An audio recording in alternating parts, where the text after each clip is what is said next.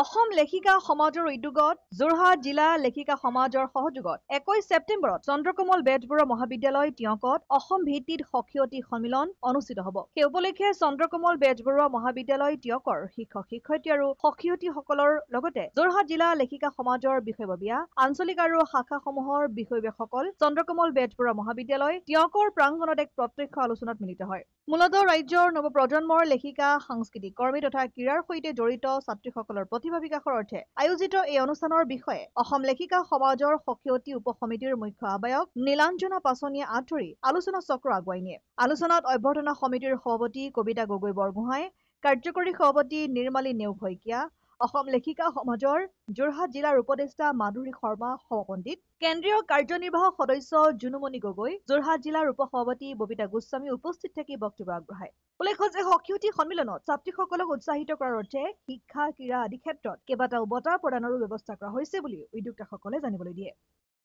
অসম লেখিকা সমাজৰ সখীয়তী উপ সমিতিৰ উদ্যোগত অহা 21 ছেপ্টেম্বৰ তাৰিখে যোৰহাটৰ চন্দ্ৰকমল বেজবৰুৱা মহাবিদ্যালয়ৰ টিয়কত অনুষ্ঠিত তাত আমাৰ এখন সখীয়তী সন্মিলন আমি অনুষ্ঠিত কৰিবলৈ লৈছোঁ।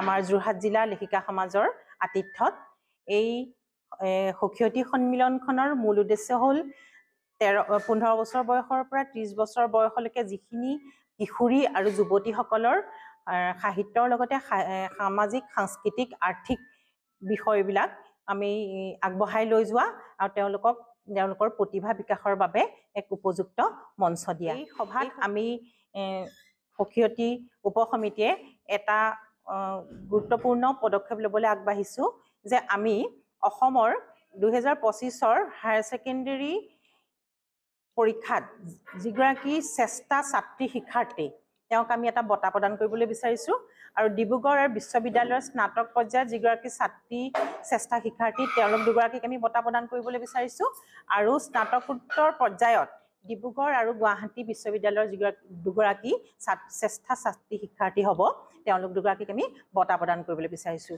লগতে খেল বিষয়টো আমি ছাত্ৰীসকলক আগবঢ়াই নিবৰ বাবে আৰু তেওঁলোকক প্ৰেৰণা দিবৰ বাবে যোৰহাট জিলাৰ 4 গৰাকী খেলুৱৈ ছাত্ৰীক আমি বঁটা প্ৰদান কৰিবলৈ বিচাৰিছোঁ। মূলতঃ ছাত্ৰী কুশলীসকলক আগবঢ়াই নিয়াটোৱেই এই সখীয়তী সন্মিলনৰ মূল উদ্দেশ্য। আমি সকলোৰে সহায় সহযোগত এটা উল্লেখযোগ্য দিন আমি অতিবাহিত কৰিম বুলি আমি আশা কৰিছোঁ। অধীনত আমাৰ 30খন জিলা সমিতি আছে।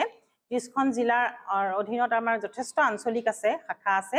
আমাৰ এতিয়ালৈকে বৰপেটা জিলা, গোৱালপাৰা জিলা, ৰঙিয়া জিলা, তামোলপুৰ জিলা, কাৰ্বি আংলং জিলা, তাৰপিছত শিৱসাগৰ জিলা, গোলাঘাট জিলা, এতিয়ালৈকে আমাৰ যথেষ্টখিনি সখীয়তী আমাৰ নাম আহিছে।